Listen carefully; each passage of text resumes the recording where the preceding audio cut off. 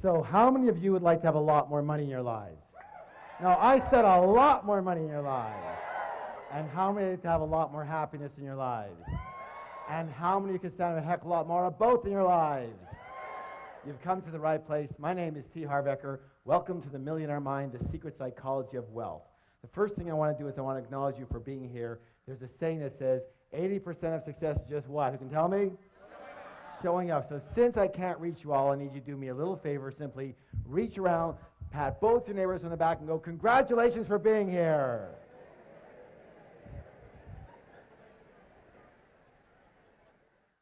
It takes a lot of courage to really have a look at your life sometimes and admit what's going on. And most of us, well, we're not the best admitters, are we?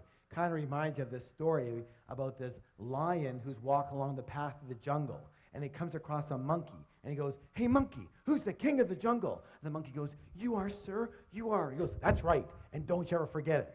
Keeps walking along the path, and he comes across a snake. And he goes, hey, snake, who's the king of the jungle? The snake goes, you are, sir, you are. He goes, that's right, and don't you ever forget it. Keeps walking along the path, comes across a great big elephant. He goes, hey, elephant, who's the king of the jungle? The elephant just keeps walking. He goes, hey, elephant, who's the king of the jungle? The elephant just ignores him. The lion gets really mad, swipes the elephant on the butt, draws blood. The elephant gets angry, picks up the lion with his trunk, throws him around, fires him on the ground, stomps on his head, picks him up, throws him around, fires him on the ground, stomps on his head, picks him up, throws him against a tree, and the battered and bloody lion just lies there and says, hey, you don't have to get mad just because you don't know the right answer. Hey, you might as well laugh now because it don't get any better, okay? Anytime I do any training, I have 2 rules. How many rules? 2. How many rules? 2. Thank you. The first rule is really important. It says this: don't believe a word I say. Now, in all sincerity, why would I suggest that? That's right. Whose experience can I come from? Thank you. Just my experience. It doesn't make it right. It doesn't make it wrong. It doesn't make it true. And it doesn't make it false. It just makes it my experience. All I can let you know, however, is that the information and principles you're about to learn here tonight totally transformed my life and has now transformed the lives of literally thousands and thousands and thousands of other people. Is it okay if I tell you just a little bit about myself? Thank you. I guess my claim to fame is that I owned at least a dozen different businesses before I hit the age of 30, including one of those businesses was opening one of the first retail fitness stores in all of North America. Now, the interesting thing about that company is that I started that business with $2,000 that I borrowed on my Visa card. And from there, I was able to open 10 company-owned locations in only 2.5 years, and then sold half my company shares to a Fortune 500 company for $1.6 million. How many wouldn't mind starting with a $2,000 credit card loan and having $1.5 million in your pocket a couple years after that? Excellent. After that, I kind of semi-retired. I moved down to San Diego, and I began doing some consulting, some one-on-one consulting. And I guess it was pretty effective for people because they started bringing friends and relatives and managers and partners, and pretty soon it was 1-on-2 and 1-on-5 and 1-on-10 and 1-on-20. And someone suggested, Harv, you might as well open up a school already. And I said, you know what? That is such a good idea. And I did. And I founded the Street Smart Business School and taught thousands of people all across North America street smart business strategies for high-speed success. What kind of success, please? Thank you. And it was during these seminars that I noticed something. I noticed something very, very, very, very, very, very strange. Would you like to know what it was? Well, maybe I'll tell you next time, but what it was simply this, that you can actually have 2 people sitting side by side in exactly the same room. And one person would take these principles and they would skyrocket to success. But what do you think would happen to the person maybe sitting right beside them? Not a heck of a lot. And I realized right there, you can actually have the greatest tools in the world, but if you have just a tiny leak in the toolbox, we have a little problem. So I began designing programs based on the inner game. What game? Thank you. The inner game of money and success. And when we blended and combined the inner game with the outer strategies, with the outer tools, virtually everybody's results went through the roof. Does that make sense, y'all? A good example of what I'm talking about with this inner game is, how many of you notice the phenomenon that when a millionaire loses their money, they generally have it back a very short time later? True? A good example of that is, have you heard of this fellow by the name of Donald Trump? Here's this multi-billionaire who loses everything and more, and 2 years later, he's got it all back again and more. Why does this phenomenon happen? It happens because even though these people might have lost their money, they never lost their most important ingredient to their success, which was their what? Their millionaire. In Donald's case, it's his what? His billionaire mind. Do you realize that Donald Trump could never, quote unquote, just be a millionaire? Let me ask you your opinion. Are you willing? How do you think that Donald Trump would feel if his net worth was $1 million? Yeah, he'd feel poor. He'd feel broke, right? Now, listen, this is the most important thing you could ever learn. That's because Donald Trump's financial thermostat, his what? Is set for, everybody pick your finger up right here. Fingers up. Make it be with me. Billions, not millions. Most people's financial thermostat is set for, fingers up, thousands, not millions. Some people's financial thermostat is set for, fingers up, hundreds, not even thousands. And some people's financial thermostat is set for, thumbs up, below zero. They're freezing and they don't know why. Which brings us to the psychology of wealth. It's very important to realize that we live in a world of duality. A world of what? Thank you. Help me out here. In and out. Give me some examples. Black and white, hot and cold, back and forth, left and right, up and down. Excellent. Excellent.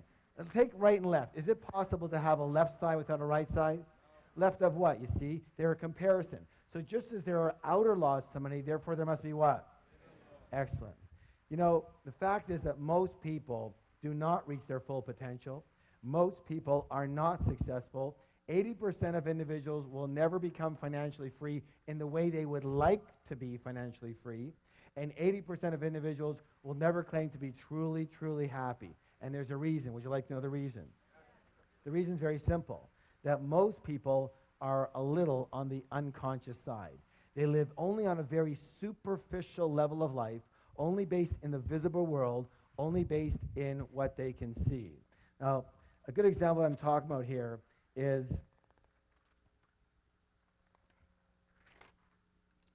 we're going to call this the tree of life. Tree of what? Life. Excellent. And on this tree grows what? Fir. Who said fir? Fruits. What's the word? Fruits. So we take a look at the fruits of our life, which are our results, right? And we don't like them. They're too small. They don't taste good. There's not enough of them, right? Well, what do we tend to do? Don't we tend to focus more and more of our energy and focus on those fruits, on those results? Yes? Except for one thing that we forgot. What is it that created those particular fruits? It's what? It's those roots that create those fruits. It's what's under the ground that creates what's above the ground. It's what's invisible that creates what's visible. True or true? Is that sometimes or all the time? Let me ask you a question. Is this the way it is in nature or not? Yes. Are you a part of nature? Yes. Then it may be the case that it might be the same with us, yes? Yes. All right, very good. So, the most important thing that I think people need to realize that they just don't seem to get taught anywhere is that we don't live in only one realm alone. We live in at least 4 different worlds at once. We live in the mental world. What world? The mental world. We live in the emotional world. What world? World. We live in the spiritual world. What world? And absolutely, we live in the physical material world. And what most people never get is that your physical material world, your results, what actually happens to you is nothing more than a printout of the other 3 areas. These are the fruits, but these are the roots that cause those fruits. This is your result, but these are your causes. Does that make sense? Yes? This is what's above the ground, but this is what's below the ground. This is what's visible, but this is what's invisible that causes what's visible.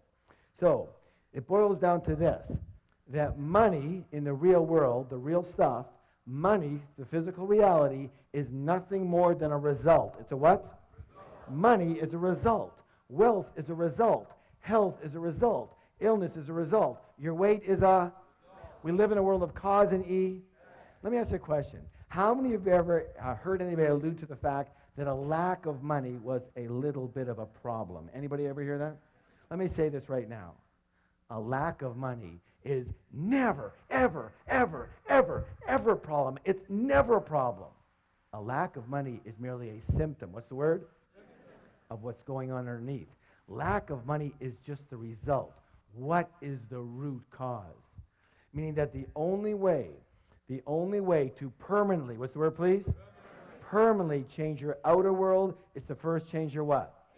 You know what? We're going to give that some energy by doing a declaration together. Who can tell what a declaration is? A statement that we make what? Out loud. Thank you. And, you know, why does that work? And let me just put it this. I'm not going to get into the whole situation around it, but everything is one thing. Everything is energy. What is it? Energy. What is it? Energy. Everything is energy. And all energy travels in what? Frequencies and So when we make a statement out loud, we are sending a vibration, A, into the universe, and B, if we put our hand on our heart, on our chest, we feel the vibration of that specific statement throughout the cells of our body. Yes or yes? You know, I know for a lot of you, you're thinking, oh my God, is this ever hokey? But the way I figure is this. I'd rather be really hokey and really rich than really cool and really broke. How about you? All right, please stand up. Let's have some fun. Let's have some fun with it. Good job. Now, here's what I want you to do. Put your hand on your chest, on your heart. Sir, your chest, not her chest. Come on, let's go. And simply repeat after me. My inner world creates my outer world. My inner world creates my outer world. Again. My inner world creates my outer world. One more time, twice as loud. My inner world creates my outer world. Now, turn to somebody, look them in the eye, give them a high five, and say, you have a millionaire mind. I wanted to share with you something called the process of manifestation. The process of what? All right, help me out here. Your thoughts, lead to your feelings, which lead to your excellent. One more time, all together. Your thoughts lead to feelings, lead to. I'm very well known for making the following statement, and the statement is even on the very back of the book that we've been talking about. And it says this. It says, give me 5 minutes with anyone, and I can predict your financial future for the rest of your life. How? Very simply. In a short conversation, I can identify what's called your money blueprint. Money what? Blueprint. Thank you. Each of us has a personal money blueprint already ingrained in our subconscious mind. And my friends, it is this blueprint, more than anything and everything else all combined, that will determine your financial life. You can know everything about business. You can know everything about marketing, about negotiations. You can be the best salesperson.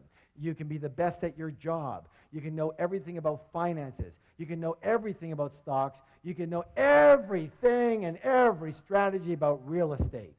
But if your money blueprint isn't preset for a high level of success, you will never, and I repeat, never amass a large amount of money. And if by chance you do, you will either quickly or slowly lose it.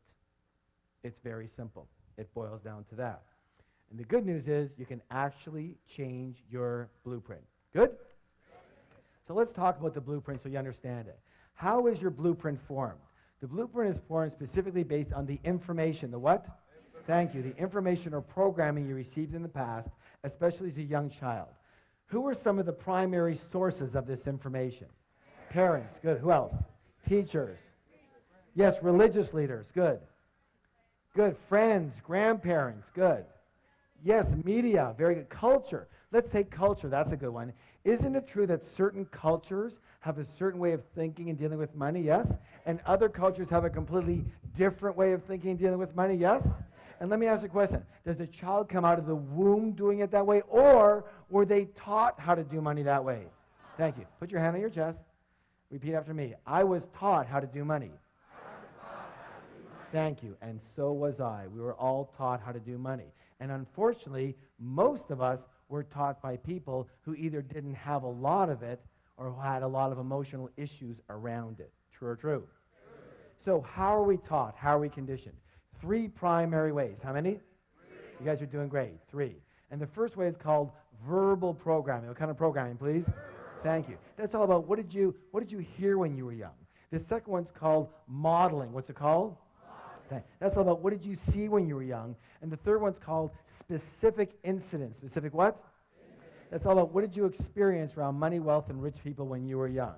Now, let's talk a little bit about verbal programming. Let me hear some of the phrases that you heard about money, wealth, success, rich people when you were young. What are some of the ones that you heard? Yes, money doesn't grow on. Yeah, what? It takes money to. What else? Money doesn't make you happy. Good. Money's the root of all. Okay. We can't. Yeah. There's never rich people are greedy, criminals, crooks. Wonderful. That's perfect. That's perfect. Yeah. You can't take it with you, right? Spoken like a true spender. All right. Do you want to hear my father's favorite? Anytime I asked him for anything, he'd growl at me and go, hey, what am I, made of money? I used to joke around with him. I go, I wish. I'll take an arm, a leg. I'll take a baby finger, Dad. He never laughed once. Never once. Let me say this. All, what's the word? All. Each and every statement you heard when you were young, every one of those is lodged in your subconscious mind and part of the blueprint that is running your financial life. Let's talk about the next one, modeling. Here's an interesting one. What were your parents or guardians like in the arena of money when you were growing up? Did one or both of them manage money well, or did they mismanage money? Were they spenders or were they savers? Were they shrewd investors or were they non-investors? Did money come fairly easily in your household, or was it always a struggle? Let me ask you this. Was money a source of joy in your home too? Or was it a source of bitter arguments? Why are we talking about this? Because there's a saying that says this, monkey see monkey, and humans aren't far behind. So generally, we will tend to be exactly like, identical to one or a combination of both of our parents in the arena of money. Unless we're exactly the opposite. Why would someone be the opposite? That's right. It just depends on how angry you were at them or at the situation. You said, I will never live like this again. Got it? The third way is called specific incidents. Specific what? Specific incidents. Now, the best way to talk about that is with my own life and my own wife. Her name is Rochelle, and when she was 8 years old, she would hear the clanging of the ice cream truck coming down the street, and she would run to her mom and ask her mom for a quarter, and her mom would say, sorry, dear, I don't have any money. Go ask Dad. Dad's got all the money. She'd run on over to Dad. She'd go get her quarter. She'd go get her ice cream. She was a happy camper. The next week, she'd hear the clang of the ice cream truck coming down the street. She would run to her mom and ask her mom for a quarter, and her mom would say, help me out now, sorry, dear, I don't have any money. Go ask your dad. Dad's got all the... She'd run on over to Dad. She'd get her quarter. She'd go get her ice cream. She was a happy camper. Question! What did my wife learn about money? Yeah, first of all, that men have all the money. So when we first got married, what do you think she expected of moi? I'll tell you what, it wasn't quarters anymore. Somehow she graduated. What did she learn about women and money? That's right, that women don't have money. Mom, the deity, didn't have any money, doesn't have money. Therefore, the way of being for a good woman to be is not to have any what? Any money. And so whenever she had money, she'd have to what? Get rid of it. And she was darn good at it too. You know, she's very exact. You give her $100, she spent $100. You give her $200, she spent $200. You give her $500, she spent $500. You give her $1,000, she spent $1,000. Then she took one of my programs. She learned all about the art of leverage. I gave her $2,000, she spent $10,000. There was only one thing we ever fought about. Can you guess what it was? Money. And it almost cost us our marriage. And all I can say is thank God that we learned about the material we're talking about now and how to completely recondition each of our own blueprints. And, this is important, create a third blueprint for the relationship. Create a third blueprint for the what? as an umbrella for the relationship. Now, I want you to know something. As many of you know, as many graduates, we have a 3-day Millionaire Mind Intensive program. And one of the things I'm proudest about that program is what we're able to do for people in relationships around money. Because I know what was hurting me more than anything and biggest pain in my life. And what people don't really get is that each of you have your own blueprint, but you're going to need a third blueprint, like an umbrella blueprint, agreements, for example, on how the relationship's going to work around money. And most of us never entered a relationship with that in place. True or true? And most of us have never looked at it like that and go, let's create an umbrella blueprint, have we? And until you do, you'll always have problems with other people around money. So all I can say is that it worked like magic, and we have never had a disagreement since. We fought every single day. Now, you would think that's an exaggeration, wouldn't you? I wish. No, some of you going, no. I wish. Every single day for 9.5 years. And we have never had a single disagreement around money since. And now it's been 11 years. Good or good? All right, give that a hand. Hey, you can do better than that. Let me hear ya. So the big question, even bigger question, the big question is this. What is your current money blueprint set for? Are you preset for success, for mediocrity, or for failure around money? Are you set for struggle with money or for ease around money? Are you set for working really hard for your money? Raise your hand if you're a big hard worker. Come on, let me see it. Where are you? Good. Nothing more than a preset pattern or program. That's all that is. Are you set for having a nice balance in your life? Are you set for having a very consistent income or an inconsistent income? You know, the up and down yo-yo effect. First you got it, then you don't. Then you got it, then you don't. Then you got it, then... Raise your hand if you know that one really good. Nothing more than a preset pattern. That's all that is. Are you set for having a very high income, a moderate income, or a low income? Do you know there's actual numbered settings? So are you set for earning,